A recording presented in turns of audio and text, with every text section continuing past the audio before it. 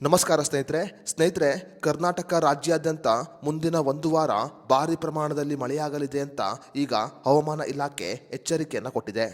ಕರ್ನಾಟಕ ರಾಜ್ಯಾದ್ಯಂತ ಮಳೆಯ ಆರ್ಭಟ ಮುಂದುವರೆದಿದ್ದು ಮುಂದಿನ ಒಂದು ವಾರಗಳ ಕಾಲ ಭಾರಿ ಪ್ರಮಾಣದಲ್ಲಿ ಮಳೆಯಾಗಲಿದೆ ಅಂತ ಭಾರತೀಯ ಹವಾಮಾನ ಇಲಾಖೆ ಈಗ ಮುನ್ನೆಚ್ಚರಿಕೆಯನ್ನು ಕೊಟ್ಟಿದೆ.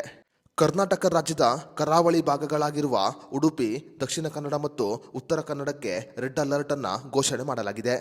ಕರ್ನಾಟಕದ ಕರಾವಳಿ ಭಾಗಗಳಲ್ಲಿ ಗುಡುಗು ಮಿಂಚು ಸಹಿತ ಭಾರಿ ಪ್ರಮಾಣದಲ್ಲಿ ಮಳೆಯಾಗಲಿದ್ದು ರೆಡ್ ಅಲರ್ಟ್ ಅನ್ನು ಘೋಷಣೆ ಮಾಡಲಾಗಿದೆ. ಮಳೆಯ ಆರ್ಭಟ ಹೆಚ್ಚಾದರೆ ಕರಾವಳಿ ಜಿಲ್ಲೆಗಳಲ್ಲಿ ಶಾಲಾ ಕಾಲೇಜುಗಳಿಗೂ ಕೂಡ ರಜೆಯನ್ನು ಘೋಷಣೆ ಮಾಡುವ ಸಾಧ್ಯತೆ ಇದೆ. ವಾತಾವರಣದ ಸ್ಥಿತಿಗತಿಗಳನ್ನು ನೋಡಿಕೊಂಡು ಶಾಲಾ ಕಾಲೇಜುಗಳಿಗೆ ರಜೆಯನ್ನು ಘೋಷಣೆ ಮಾಡಲು ಈಗ ಶಿಕ್ಷಣ ಇಲಾಖೆ ಆದೇಶವನ್ನು ಹೊರಡಿಸಿದೆ. ಅದೇ ರೀತಿಯಲ್ಲಿ ಉತ್ತರ ಕರ್ನಾಟಕ ಭಾಗದ ಬೆಳಗಾವಿ, ಧಾರವಾಡ, ಗದಗ ಮತ್ತು ಹಾವೇರಿ ಸೇರಿದಂತೆ ಹಲವೆಡೆ ಭಾರಿ ಪ್ರಮಾಣದಲ್ಲಿ ಮಳೆಯಾಗಲಿದೆ.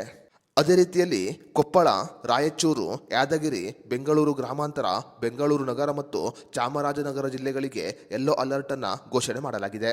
ಶಿವಮೊಗ್ಗ, ಕೊಡಗು, ಹಾಸನ ಮತ್ತು ಚಿಕ್ಕಮಗಳೂರು ಜಿಲ್ಲೆಗಳಿಗೆ ಆರೆಂಜ್ ಅಲರ್ಟ್ ಅನ್ನು ಘೋಷಣೆ ಮಾಡಲಾಗಿದೆ. ಸದ್ಯ ಬೆಂಗಳೂರಿನಲ್ಲಿ ಮೋಡ ಕವಿದ ವಾತಾವರಣವಿದ್ದು ಗುರುವಾರದ ತನಕ ಮಳೆಯಾಗುವ ಸಾಧ್ಯತೆ ಇದೆ.